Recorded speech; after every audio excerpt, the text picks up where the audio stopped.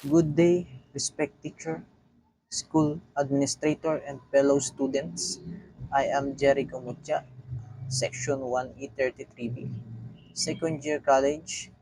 Today, I would like to share with you some thoughts about online learning, a system that has changed the way we experience education while online learning. As learning has brought many opportunities, it has also presented us with several challenges. To begin with, one of the main advantages of online learning is flexibility.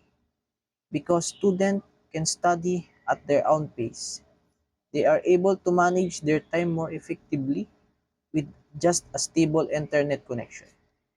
Students can attend classes from anywhere, be it at home, in a cafe, at work, or even another province.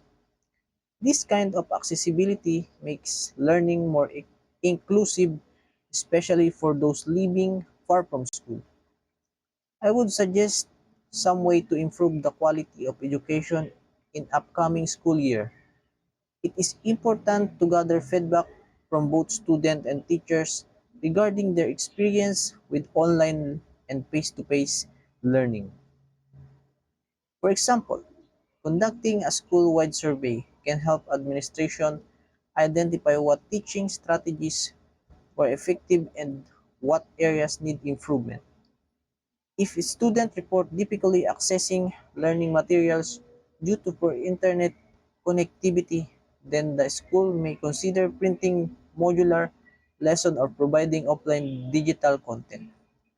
Likewise, training program for teachers in using digital tools like Google Classroom or interactive apps can help them deliver lesson more efficiently.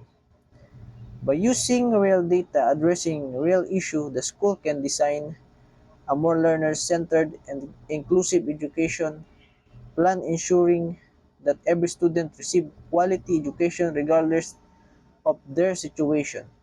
But for now, let's enjoy the process by applying professionalism all the time. Okay, once again, thank you and have a good day.